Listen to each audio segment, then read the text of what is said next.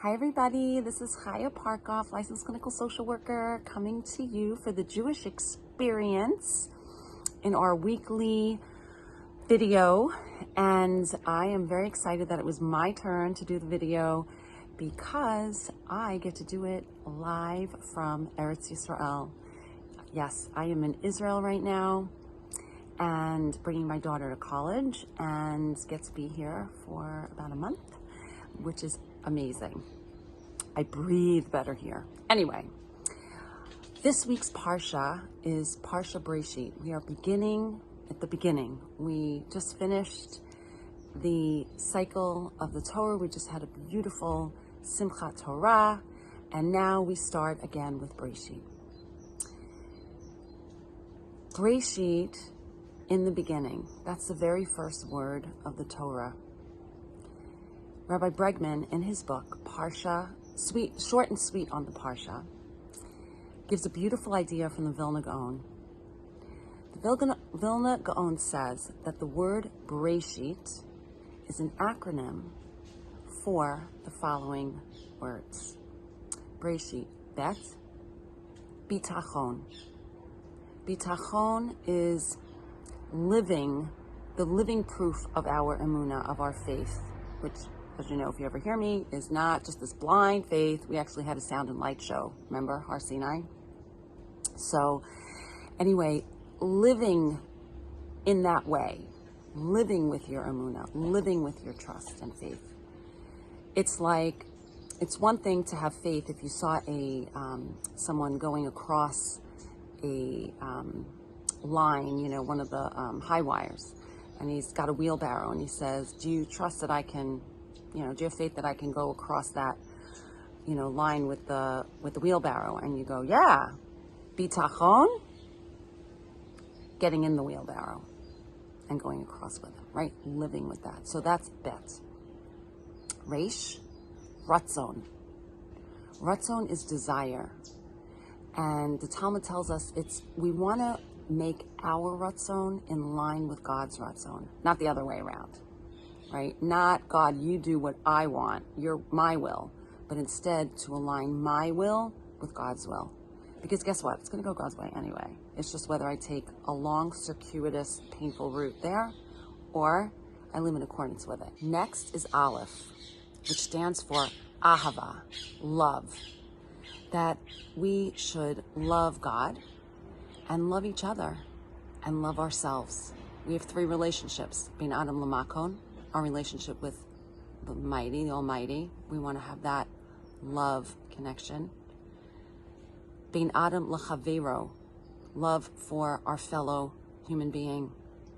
And Bein Adam L'Atzmo, love for ourselves. After all, we were created in the image and likeness of God. And I would also add emet, truth. Not my truth, my perception, but to really study what is the truth. Because I believe that the deeper we learn Torah, the more we learn, the more we uncover and discover what's there, the more we will find that our my truth, really is aligned with the truth. So we did bet, which is bitachon, that living proof of our faith. Reish, ratzon, aligning my will with God's will. Aleph, ahava, love for God, for my friends, or people that I don't even consider a friend, right? Just everyone I know, which we should consider friends. Bein Adam L'Chavero, friends. And Bein Adam L'Atzmo, to ourselves. Aleph, ahava. Next one is shin, shtika, silence. Knowing when to hold back, knowing when to just listen, and knowing when to be silent, and knowing when to talk. And I would also add for shin, simcha, because we are told that we are to serve God with simcha, with an inner happiness. Shin, okay, let me go. Breshit, yud. Yud is yira. It's awe. It's awe for Hashem. Now, very often, when we think of yira, it's translated as the word fear. But Rabbi Aryeh Sheinberg of blessed memory rabbi in San Antonio, who's just an amazing, amazing, amazing person.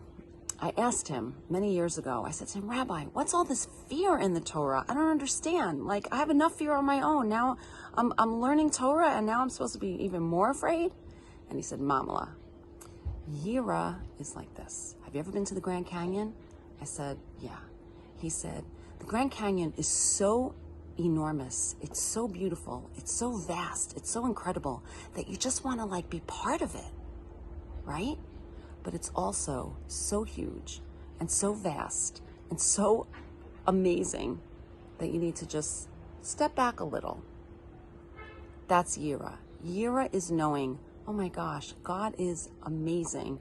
The power of the world, the creator and sustainer of the universe. And I want to just be one with Hashem. But at the same time, it's pretty powerful, right? I need to step back a little and understand where I am in relationship. That's what Yira is. And last but not least is tough. Torah. Because Torah is the foundation of everything. The very first word of the Torah is telling us that what is encompassed in the Torah are foundations of how to live life.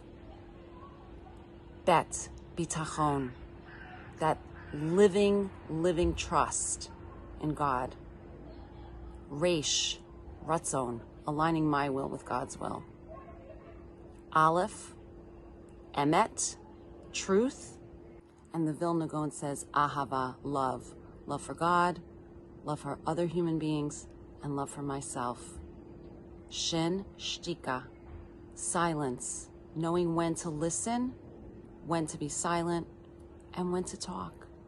And also simcha, living an inner peace, an inner happiness of serving God.